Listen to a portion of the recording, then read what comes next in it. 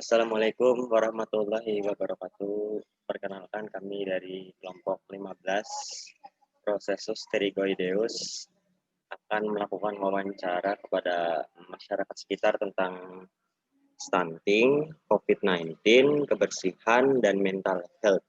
Perkenalkan, saya Ketua Kelompok 15, Syarif Mahardika Hidayatullah dengan NIM 20 10 91 13 10 05 2. Nama saya Armi Gustina Renaluki dari kelompok 15 Processus pterygoideus NIM 201091122020.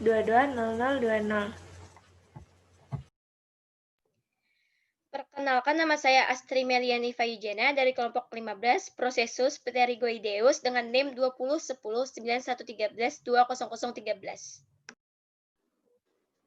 Perkenalkan, nama saya Epi Nurlutfiana dari kelompok 15 Processus pterygoideus dengan NIM 20 10 911 225.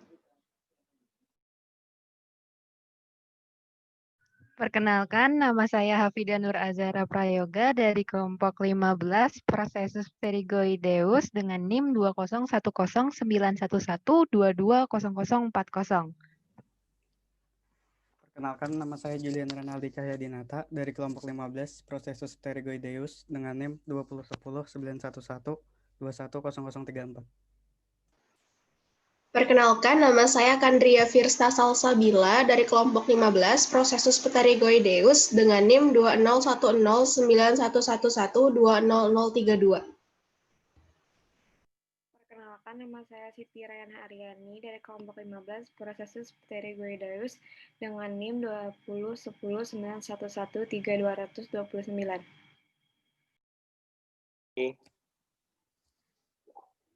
Assalamualaikum warahmatullahi wabarakatuh, Pak. Perkenalkan, nama saya Julian Renaldi Cahyadinata dan teman saya Syarif Mahardika Hidayatullah.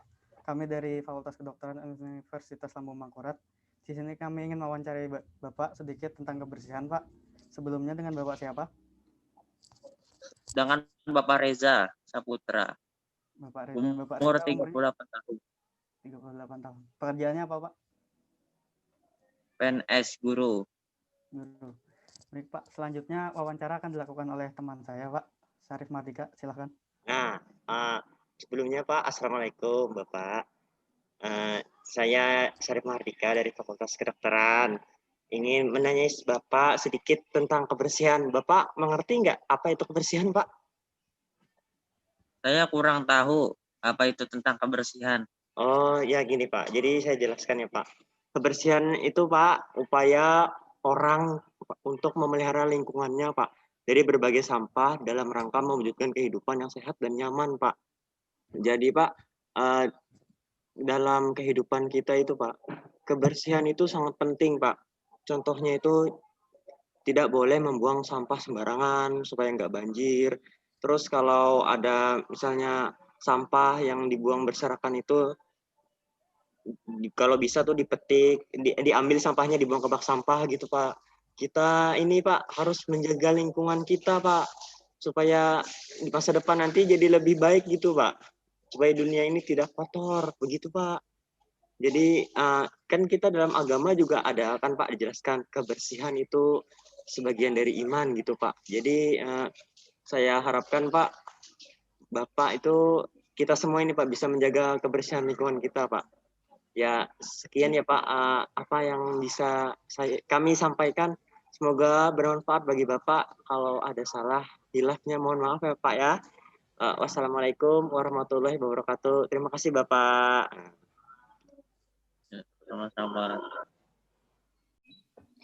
Assalamualaikum warahmatullahi wabarakatuh. Perkenalkan, nama saya Astri Meliani Fayujena dengan NIM 20109113200013, mahasiswa kedokteran Universitas Lambung Mangkurat.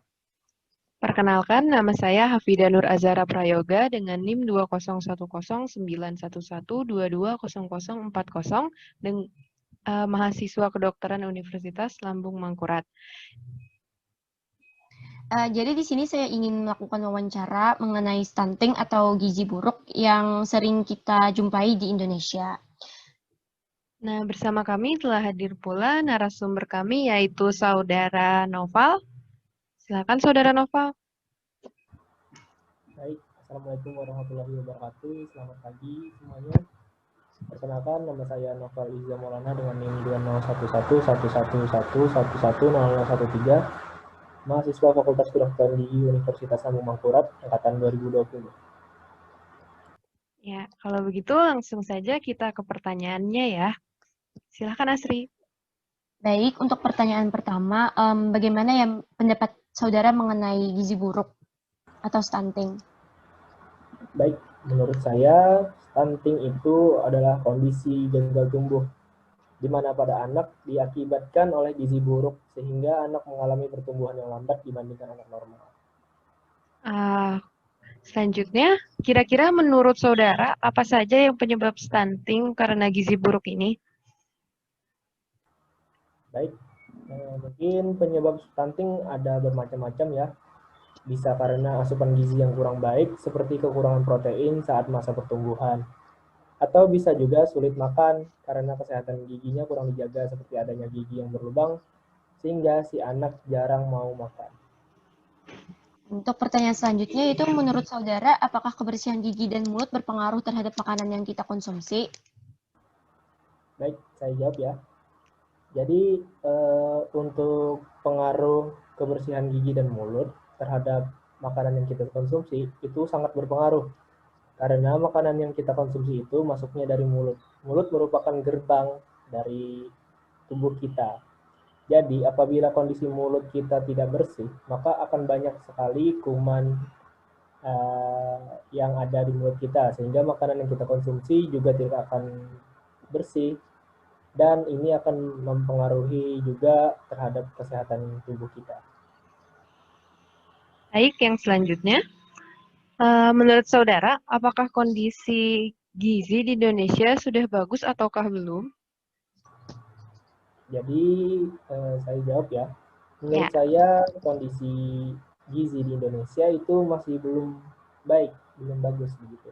Karena bisa dilihat di beberapa tempat yang terpencil masih banyak anak-anak yang mengalami stunting atau gizi buruk gitu.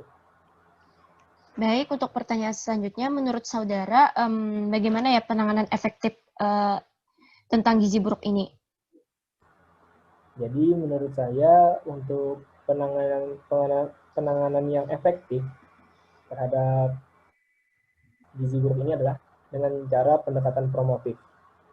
Jadi pendekatan promotif yang saya maksud adalah dengan cara melakukan penyuluhan dan himbauan kepada masyarakat tentang pentingnya kebersihan dan gizi makanan. Gitu kira-kira. Baik, jadi di sini bisa saya tarik kesimpulan. Itu suatu kondisi gagal tumbuh ya, di mana pada anak diakibatkan oleh gizi yang buruk sehingga anak mengalami pertumbuhan yang lambat dibandingkan anak-anak yang normal. Terus penyebab dari stunting ini bisa bermacam-macam, bisa karena asupan gizi yang kurang baik seperti kekurangan protein, atau bisa juga sulit makan karena kesehatan giginya kurang dijaga seperti adanya gigi. Jadi untuk kebersihan gigi dan mulut apakah berpengaruh? Jadi jawabannya yaitu sangat berpengaruh karena makanan yang kita konsumsi itu masuknya dari mulut. Apabila kondisi mulut kita tidak bersih, maka akan banyak kuman dan makanan yang kita konsumsi juga tidak akan bersih sehingga berpengaruh terhadap kesehatan. Terus untuk kondisi gizi di Indonesia itu masih belum bagus ya karena bisa dilihat di beberapa tempat yang masih terpencil, masih banyak anak yang mengalami stunting ataupun gizi buruk. Terus pencegahan yang paling efektif untuk gizi buruk ini yaitu dengan cara promotif, yaitu dengan cara melakukan penyuluhan atau himbauan kepada masyarakat tentang pentingnya kebersihan makanan dan gizi yang baik. Terima kasih. Demikian wawancara kami dengan Saudara Noval Izza Maulana. Terima kasih kepada Saudara Noval atas waktunya. Kalau begitu, kami akhiri di sini. Wassalamualaikum warahmatullahi wabarakatuh. Sudah, Pak. Makasihlah. Cek dulu. Videonya. Cek videonya dulu bentar ya. Bentar. Iya, cek aja dulu. Harus di end dulu sama aku. Aku end ya. Harus di end. Iya, gampang aja nanti. End aja dulu. Assalamualaikum warahmatullahi wabarakatuh. Waalaikumsalam warahmatullahi wabarakatuh. Selamat malam, Kak. Di sini kita lakukan perkenalan singkat terlebih dahulu ya. Nama saya Armi dan di sini saya tidak sendiri, saya bersama dengan teman saya namanya Evi. Boleh tahu nama kakak siapa? Nama saya Rana Hairih Nasution. Pekerjaannya apa, Kak? Saya mahasiswa di Universitas Lambung Mangkurat. Oke, jadi seperti yang kita ketahui, sekarang ini kan lagi marak ya Kak, anak muda yang kesehatan mental itu terganggu. Nah itu bagaimana ya tanggapan Kakak? Sebenarnya mental health itu menurut saya merupakan masalah serius. Cuman masih banyak yang menganggap remeh. Terus masih banyak juga orang yang memandang rendah orang yang punya gangguan mental, dianggap tidak normal dan tidak lazim. Padahal menurut saya mengalami gangguan mental itu merupakan hal yang lazim-lazim saja, wajar-wajar saja dihadapi oleh anak muda terutama gitu, Bu Armi. Oke, silahkan mungkin rekan saya Kak Evi memberikan tanggapan. Boleh bertanya kepada narasumber bagaimana cara narasumber menyikapi tentang hal itu? Kalau saya memulai dari orang yang dekat dengan saya. Misal saya punya teman, dia mempunyai kesulitan atau punya gangguan dalam kesehatan mentalnya, saya coba bantu, saya coba dorong dari belakang, saya coba nasihati, saya puji-puji atau pokoknya saya berikan energi positif saya ke dia supaya dia bisa lebih baik lah daripada tidak sama sekali. Oke, terima kasih. Jadi bisa kita simpulkan ya, jadi mental health ini sebenarnya adalah masalah yang serius dan kita sebaiknya sebagai orang terdekat harus mendukung dan memberi support orang-orang di sekitar kita yang mengalami gangguan mental. Sekian, terima kasih Kak Rana atas kesempatannya. Terima kasih kembali. Ya, wassalamualaikum warahmatullahi wabarakatuh. Waalaikumsalam warahmatullahi wabarakatuh. Ya, udah bisa dimulai. Assalamualaikum warahmatullahi wabarakatuh. Kami dari kelompok 15, Processus Pterygoideus, akan melakukan wawancara dan sharing terhadap Raden Raihan. Di sini, saya Kandria Firsta Salsabila dan rekan saya Siti Raihana Haryani akan melakukan sharing mengenai topik COVID-19. Jadi, Saudara Raden, apa yang Anda ketahui mengenai COVID-19 yang saat ini sedang terjadi, sedang melanda dunia? Menurut saya, COVID-19 itu adalah virus yang telah menyerang berbagai negara yang menjadikan seluruh dunia ini menjadi pandemi. Jadi, apa langkah-langkah yang sudah Anda lakukan untuk menghindari COVID ini atau untuk menjaga diri Anda terhindar dari COVID ini? Selalu memakai masker apabila keluar rumah, membawa hand sanitizer, sama menjaga jarak atau social distancing. Oke, baik. Mungkin di sini ada beberapa hal lain yang mungkin berguna untuk kita semua mengenai cara penanganan atau agar kita terhindar dari COVID yang akan disampaikan oleh rekan saya Rani. Ya, jadi di sini saya akan menyampaikan tentang pencegahan COVID-19 itu tersendiri.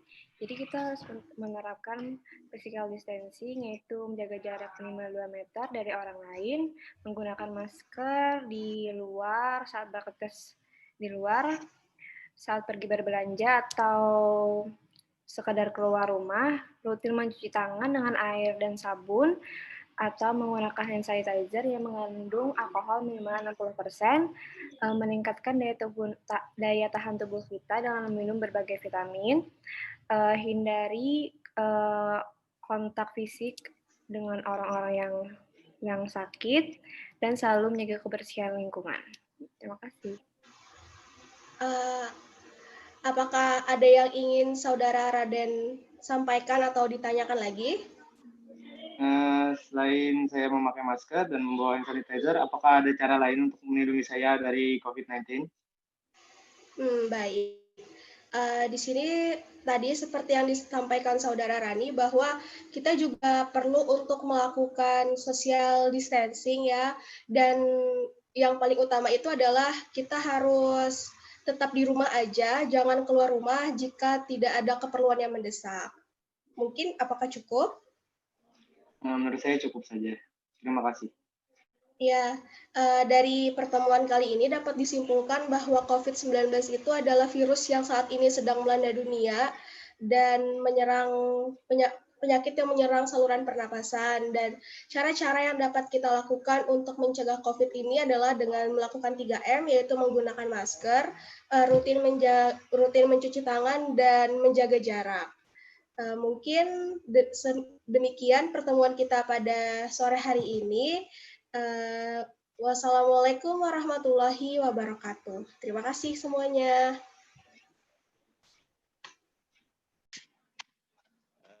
Baiklah, sekian video wawancara tentang mental health, COVID-19, kebersihan, dan stunting kepada masyarakat yang telah kami buat. Kalau ada salah, kurangnya mohon maaf. Sekian dari kami. Wassalamualaikum warahmatullahi wabarakatuh.